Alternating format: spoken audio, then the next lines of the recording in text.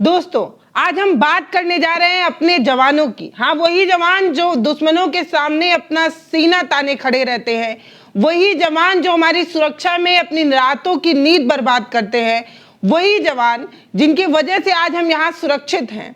उन्हीं जवानों के कंधे पर हमारे देश की आंतरिक सुरक्षा का बोझ टिका हुआ है। आज हम उन्हीं की बात करने वाले हैं। CRPF, central reserve police force, नाम तो सुना ही होगा। अगर ना सुना हो तो सुन लीजिए। ये वो जवान हैं जो शायद देश के अंदर सबसे कठिन सेवा देते हैं। ये बर्फीले पहाड़ियों से लेकर रेगिस्तान में भी रहते हैं, जंगलों में रहते हैं। वो इलाका जो नक्सल प्रभावित होता है वहां पर भी इनकी ड्यूटी होती है। ले देकर ये बहुत ज्यादा सेंसिटिव जोन में काम करने वाले लोग हैं। ऐसे तो सीआरपीएफ की जब हम बात करते हैं, सेंट्रल रिजर्व पुलिस फोर्स, इसमें कुल 6 फोर्सेस आते हैं, लेकिन मोटी मोटा जो आपके समझ में आया उसमें मैं बता देती हूँ कि सीआरपीएफ में बीएसएफ जो काफ़ी पॉपुलर है, जो बॉर्डर्स पर सेवाएं देता है, जैसे नेपाल बॉर्डर, चीन बॉर्डर, इन बॉर्डरों पर जो सेवा देता है बीएसएफ, जो बॉर्डर्स को सुरक्षित रखता है। इसके अलावा आईटीबीएफ भी होता है, जो एयरपोर्ट और जो महत्वपूर्ण चीज़ें होती हैं उनकी सुरक्षा करता है। एयरपोर्ट पर भी आपने देखा होगा कि ये जवान तैनात रहते हैं। अब इन्हीं जवानों की हम बात करने जा रहे हैं, जो चुनाव हो या दंगे हो, नक्सल प्रभावित क्षेत्र हो या आतंकवाद हो, हर मोर्चे पर ये खड़े रहते हैं, अपना सीना तान कर खड़े रहते हैं ताकि हम और आप महफूज रह सके, सुरक्षित रह सके। लेकिन आज सवाल ये है कि सरकार को सिर्फ इनका बलिदान चाहिए या इनके लिए सरकार कुछ करना भी चाहती है। ये बात इसलिए कही जा रही है क्योंकि सुप्रीम कोर्ट में एक लंबी लड़ाई जीतने के बाद भी ये जवान अपने प्रमोशन के हक के लिए आज भी लड़ रहे हैं। मतलब लड़ाई सुप्रीम कोर्ट से लड़ी जा चुकी है, सुप्रीम कोर्ट में जीत भी हासिल हो चुकी है, लेकिन अब इन्हें इस बात का डर है कि सरकार इन्हें इनका हक नहीं देगी, इसलिए नया कानून लाने वाली है। वो सरकार जिसके बड़े बड़े नेता ये कह दें कि प्रधानमंत्री नरेंद्र मोदी मंचों पर सेना का यूनिफॉर्म पहनकर सेना की जो भावना है या जो सेंटिमेंट है हमारा सेना को लेकर, उसके साथ खेल जाते हैं, वोट मांग लेते हैं और हम वोट दे भी देते हैं। ऑपरेशन सिंदूर हो या अलग अलग मायने पर सरकार ये दिखाने की कोशिश करती है कि वो जवानों के साथ खड़ी है। लेकिन आज सवाल यही है कि सीआरपीएफ जो कठिन से कठिन सेवा दे रहा है, उसका हक सरकार उसे क्यों नहीं देना चाहती? ये विवाद क्या है और बार बार सरकार सीआरपीएफ का हक छीन रही है, इस तरीके की बात क्यों कही जा रही है, वो आपको हम तसल्ली से समझाते हैं। सीआरपीएफ के काम को समझने के लिए सबसे पहले आप इनका काम समझिए। सीआरपीएफ के काम को समझने के लिए आप इनके हालात को पहले समझिए।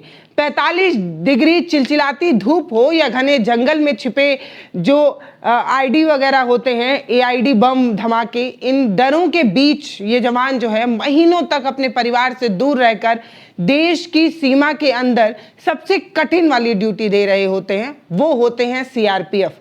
बहुत सारे लोग जो सीआरपीएफ को नहीं जानते या सीआरपीएफ के बारे में अभी उतना ज़्यादा जानकारी ना हो, वो बस इतना जान ले कि वो जवान जो सबसे ज़्यादा मुस्तैदी से देश की सेवा में खड़ा है वो सीआरपीएफ का जवान है। मैं यहाँ पर किसी को बड़ा या छोटा नहीं बता रही हूँ और ना ही मैं आर्मी, नेवी, एयरफोर्स को कम मानती हूँ, लेकिन मैं अपनी बात रखने के लिए आसान से आसान शब्दों का इस्तेमाल करना चाहती हूँ ताकि लोग इस बात को समझ पाएँ कि ये जवान जो हमारी सुरक्षा के लिए दिन रात तैनात हैं, इन्हें इस बात का क्यों डर है कि सरकार इनका हक खाने वाली है। ये लड़ाई सुप्रीम कोर्ट तक पहुँच गई, सुप्रीम कोर्ट में इन्हें जीत भी मिल गई, लेकिन आज भी इन्हें इस बात का डर है कि इनका हक सरकार इन्हें नहीं देगी। तो वो कौन सा हक है जो सरकार इन्हें नहीं दे रही है, ये भी जानना जरूरी है। सीआरपीएफ को लेकर यह कहा जाता है कि CRPF is the piece keeper of the nation, लेकिन सवाल ये है कि ये जो शांति बनाए रखने की जो कीमत है इन जवानों को अपनी जान देकर चुकानी पड़ती है। जब शहादत होती है तो पूरा देश सलामी ठोकता है, सलाम दे रहा होता है, अंतिम विदाई दे रहा होता है। सरकार भी बड़े बड़े वादे करती है, लेकिन जब बारी हक देने की आती है तो फाइलों को दफना दिया जाता है, फाइलें दफ्तरों के चक्कर काटने लगती हैं और सरकार की मंशा पर सवाल खड़ा होने लगता है। अब आप कहेंगे कि इतनी लंबी भूमिका तो मैंने बता दी, लेकिन यही नहीं बताया कि विवाद क्या है। तो विवाद की जड़ दरअसल ये है कि सीआरपीएफ के अधिकारी सालों से एक मांग कर रहे हैं। मांग ये है कि जो उनके ऊंचे पद हैं, जैसे डीजी हो गया, आईजी हो गया, इसके अलावा AAG हो गया, ये सारे बड़े पद होते हैं, सबसे ऊंचे वाले पद होते हैं। इन पदों पर उन्हीं के कैडर के लोग जो हैं वो नियुक्त किए जाएं, किसी को बाहर से बुलाकर ना ये पद दे दिया जाए, यानी कि किसी IPS अधिकारी को इस पद पर ना बैठा दिया जाए। क्योंकि CRPF के जवानों का ये कहना होता है कि उनकी जो ट्रेनिंग होती है, उनके काम करने का जो तरीका होता है वो अलग होता है। जो IPS होते हैं वो अलग पृष्ठभूमि से आए होते हैं। ऐसे में हम सालों से इतनी कठिन मेहनत करते हैं, इतने जिल्लत भरी जिंदगी जीते हैं, और बाद में जब प्रमोशन देकर हमें अधिकारी बनाने की बात आती है तो किसी की हेलीकॉप्टर लैंडिंग करा दी जाती है, बाहर से किसी IPS अधिकारी को लाकर हमारे उच्च पदों पर बैठा दिया जाता है। ये बात CRPF की तरफ से लंबे समय तक कही जा रही है। अगर हम ये बात करें तो कईयों सालों से ये मामला सुप्रीम कोर्ट में भी चलता रहा, और बाद में सुप्रीम कोर्ट की तरफ से एक ऐतिहासिक फैसला लाया गया। अदालत ने ये माना कि इन जवानों को जो ग्रुप A की सर्विस होती है उसका दर्जा इन्हें मिलना चाहिए, प्रमोशन के रास्ते इनके लिए भी खुलने चाहिए। अब आप ही सोचिए कि कोई 10 साल 12 साल सेवा दे रहा है तो वो उम्मीद करता है कि वो सबसे शीर्ष वाले पदों पर जाए, और सरकारी नौकरियों में ये चीज होता है।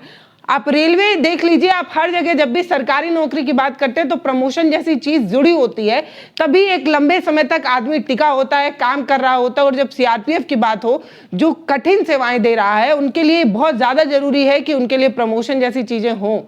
लेकिन अब खबर ये आ रही है कि सरकार CAPF नाम का एक नया कानून लाने जा रही है। जनरल एडमिनिस्ट्रेशन एंड रेगुलेशन नाम का ये जो बिल है 2026 वाला, वो लाने की तैयारी सरकार कर रही है। इसमें आरोप ये लग रहे हैं कि इन कानून के जरिए सरकार उसी व्यवस्था को फिर से लागू करना चाहती है जिस व्यवस्था को सुप्रीम कोर्ट ने गलत ठहरा दिया था।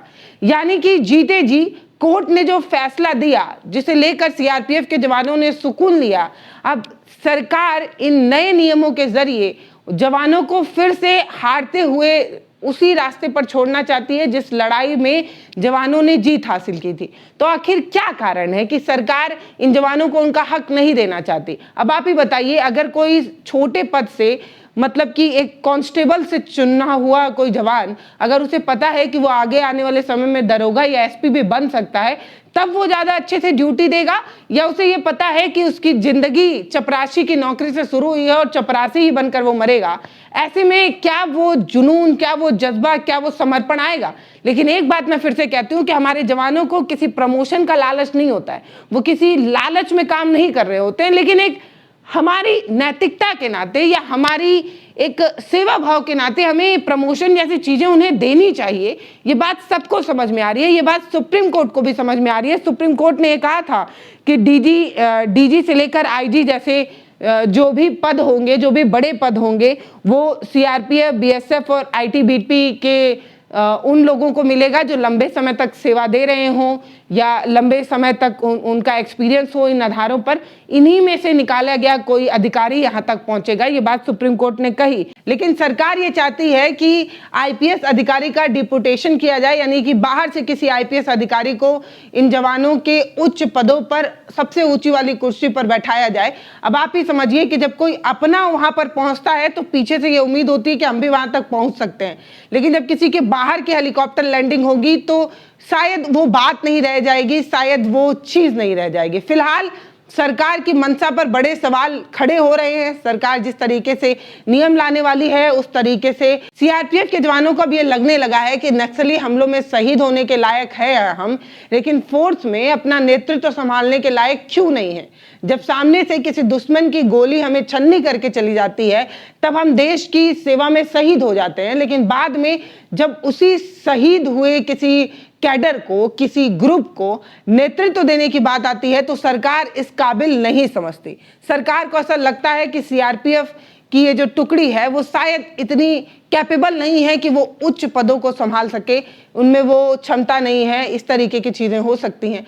फिलहाल ये बार बार कही जा रही है कि सरकार को क्या सिर्फ जवानों का बलिदान चाहिए या आत्मसम्मान के बारे में भी सोचती है? उनके आत्मसम्मान, उनके करियर की क्या सरकार को कोई परवाह नहीं? क्या उनके जुनून, जज्बा और समर्पण का सरकार को कोई लेना देना नहीं? सरकार सिर्फ ये चाहती है कि ये जवान छाती पर गोली खाएं, मरते रहें, शहीद होते रहें, और जब प्रमोशन देने की बात आएगी तो किसी का डेपुटेशन कर दिया जाएगा, किसी को बाहर से ला दिया जाएगा। आखिर ऐसा क्यों?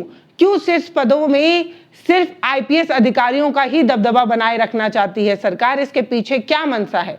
क्या उसे अपनी किसी पैरामिलिट्री अफसरों की काबिलियत पर भरोसा नहीं है? क्या उसे ऐसा लगता है कि ये जो सशक्त सेना बल है, बीएसएफ है, सीआरपीएफ है, आईटीबीपी है, इसमें जो युवा हैं, इसमें जो जवान हैं, वो इस काबिल नहीं? अपने जो पैरामिलिट्री फोर्सेस हैं उनकी काबिलियत पर सरकार को संदेह क्यों है, जबकि कईयों सालों से इन्होंने अपने जज्बे के बल पर भारत को इंकलाब किया है। हर लड़ाई में हम फतह इसीलिए हासिल कर पाते हैं क्योंकि हमारे जवानों के अंदर जज्बा है, जोश है, जुनून है।